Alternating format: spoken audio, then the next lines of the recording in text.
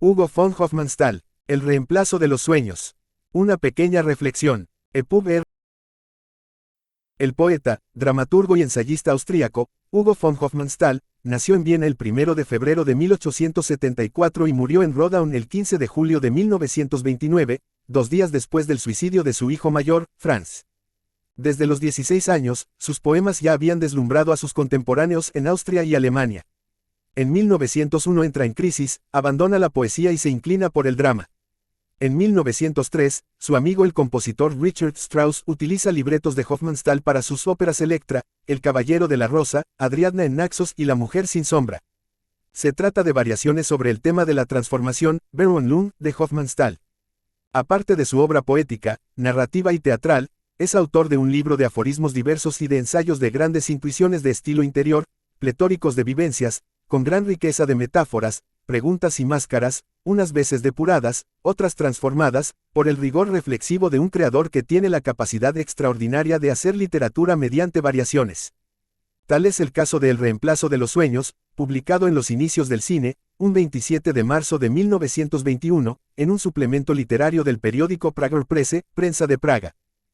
Las observaciones críticas sobre el cine que el escritor allí hace, a la manera de una pequeña reflexión, cobran una vigencia asombrosa, 80 años después de la Viena del fin del siglo XIX, la misma que albergó a Freud, a Musil, a Mahler y a Wittgenstein, en el seno de un imperio austrohúngaro en decadencia, teniendo en cuenta que nunca llegó a conocer el cine sonoro, pero sí llegó a presagiar las desdichas del mundo que se avecinaba, lo que por cierto puede servirnos de guía para comprender las nuestras. Cabe entonces preguntarse, ¿cuál hubiera sido el destino de esta pequeña reflexión de haber llegado a conocer el cine sonoro? La verdad es que en El reemplazo de los sueños convergen vivencias estéticas del autor cuya escritura le produjo angustia, y también le torturó, al contemplar cómo un individuo solitario se siente atrapado por la sociedad, y atado de un modo irremediable al lenguaje. Este ensayo, espejo de toda su obra ensayística, es en esencia el diario filosófico de un escritor en la aventura de su existencia. La lectura del texto que presentamos en versión bilingüe alemán-español constituye una oportunidad única y especial para acercarse a la obra y sensibilidad de uno de los escritores más grandes del siglo XX en lengua alemana que supo captar con fuerza simbólica la angustiosa huida del hombre, regido por la técnica y la vida rutinaria de las fábricas, y experimenta la transfiguración de los valores que regirán en adelante la vida de hombres que se forman un solo cuerpo con la máquina, reduciéndose a cifras de productividad en las grandes urbes industriales. Por eso este ensayo nos inquieta aún hoy, sus reflexiones tienen una profunda razón de ser para el hombre contemporáneo. El vacío existencialista que experimenta su espíritu toma partido en un lenguaje que adquiere dimensiones morales para una sociedad que se disuelve misteriosamente en la nada. El lector, como el autor, siente la fragilidad del mundo hasta el fondo de su corazón y las palabras se escapan de sus dedos para hacerse vivencias en lo más profundo de una sociedad que se desvanece como bruma y sueño. En este sentido, el reemplazo de los sueños parece decirnos que no somos nosotros quienes poseemos el lenguaje del cine, sino que el cine mismo nos posee y subyuga, en tanto que deambulamos por las grandes ciudades industriales. No hay más remedio que entregarnos a la trama del espectáculo, no hay cabida a un solo sueño, porque los hemos olvidado desde la edad de la inocencia.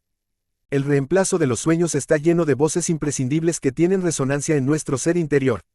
Son voces que hacen estremecer nuestra alma, y que en su tiempo entraron en resonancia con las estelas que impulsaron el lenguaje de Nietzsche, Richard Strauss, Walter Benjamin, T.S. Eliot, Derrida, Deleuze.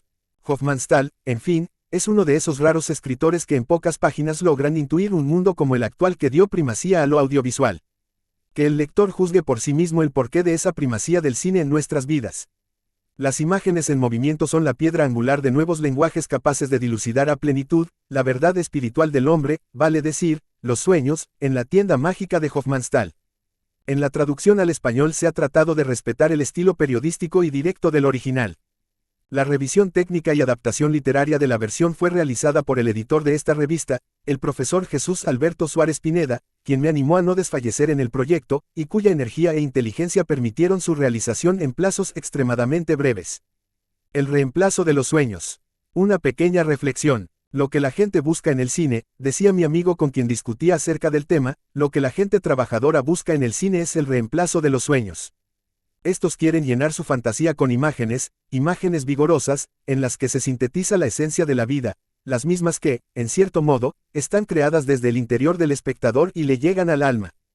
Pues a semejantes imágenes les deben la vida.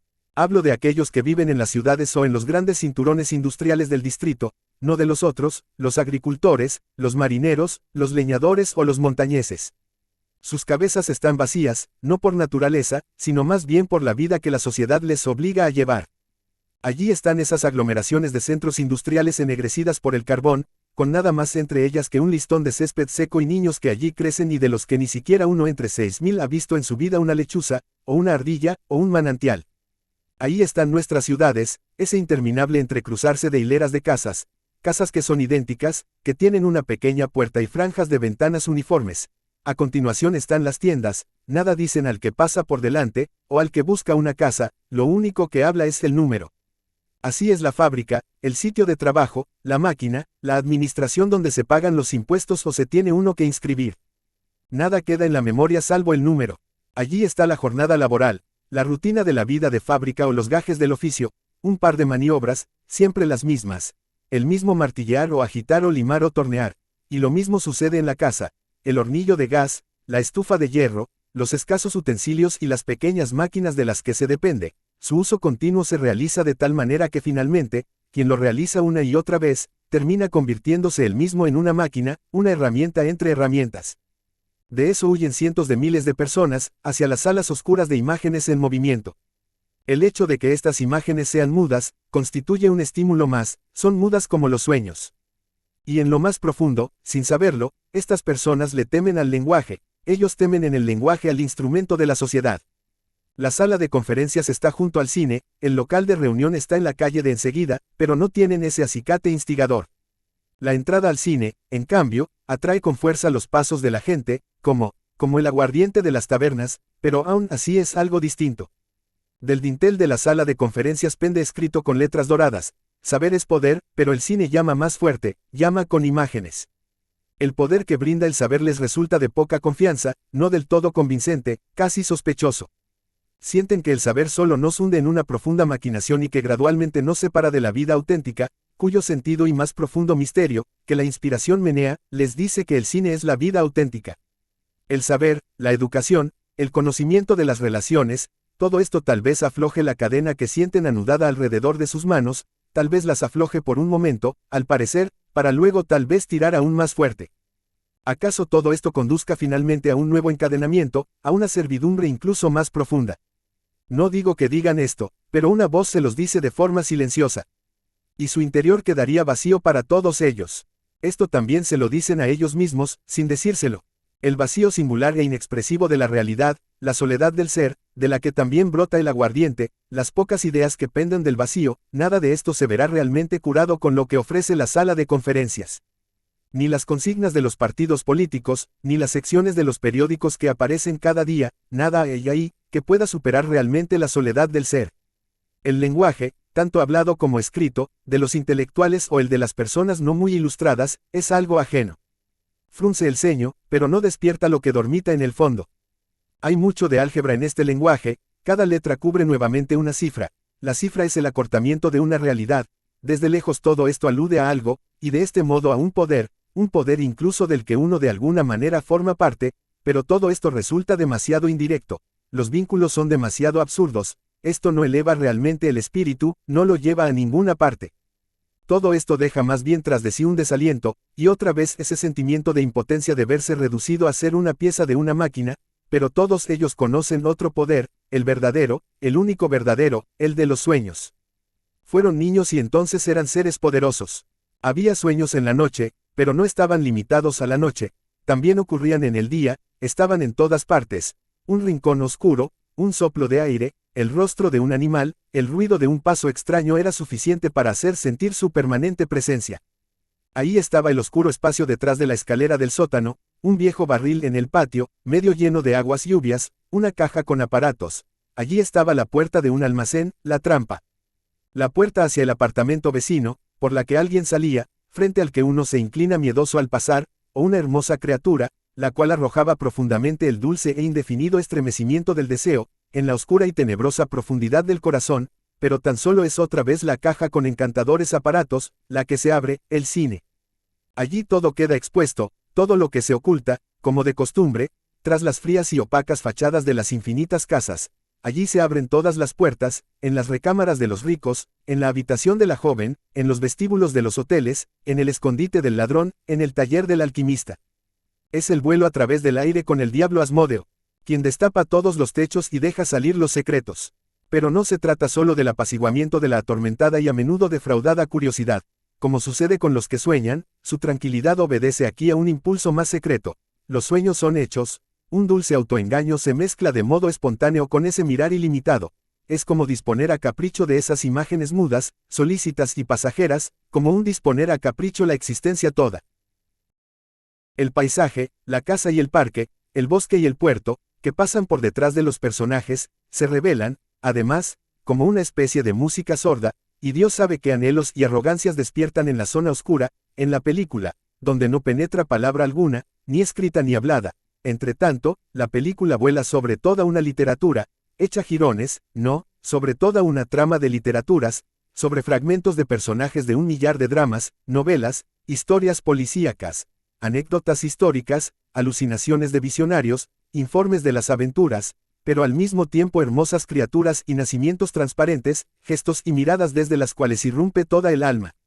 Viven y sufren, luchan y desfilan ante los ojos del soñador, y el soñador sabe que está despierto, no necesita expresar nada. Con todo lo que lleva dentro, hasta el más secreto pliegue, mira fijamente esa vibrante rueda de la vida que gira a perpetuidad. Es el hombre todo quien se entrega a ese espectáculo, no hay un solo sueño desde la edad de la inocencia que no se conmueva. Pues solo en apariencia olvidamos nuestros sueños. De cada uno de ellos, incluso aquellos que al despertar creíamos haber olvidado, queda algo en nosotros, un suave pero decisivo matiz de nuestros afectos. Quedan las costumbres del sueño en las que precisamente yace el hombre todo, más allá de las costumbres de la vida, y todas las obsesiones reprimidas en las cuales la fuerza y singularidad del individuo salen a relucir. Toda esta vegetación subterránea se estremece hasta en la raíz más profunda y oscura, mientras los ojos leen en la vibrante película la imagen polifacética de la vida. Sí, esa raíz profunda y oscura que produce la vida, la región donde el individuo deja de ser individuo, allí donde muy rara vez llega una palabra, acaso la palabra de la oración o el balbuceo del amor, esa raíz vibra con todo ello. De ella proviene el sentimiento más secreto y profundo de la vida, la idea de indestructibilidad, la creencia en la necesidad y el menosprecio de la cruda realidad, de lo que está ahí solo por casualidad. De ella, cuando vibra de repente, proviene lo que llamamos el poder de la formación de los mitos. Ante esta oscura mirada desde la profundidad del ser se produce fulminante el símbolo, la imagen física para la verdad espiritual, que es inalcanzable para la razón. Yo sé, concluyó mi amigo, que hay diversos modos de considerar estas cosas. Y sé que hay otro modo de verlas, es el legítimo, desde otro punto de vista, y que no ve nada distinto en todo ello más que una lamentable confusión que tiene origen en codicias industriales, en el poder absoluto de la técnica, en la degradación del espíritu y en la insensible y siempre seductora curiosidad.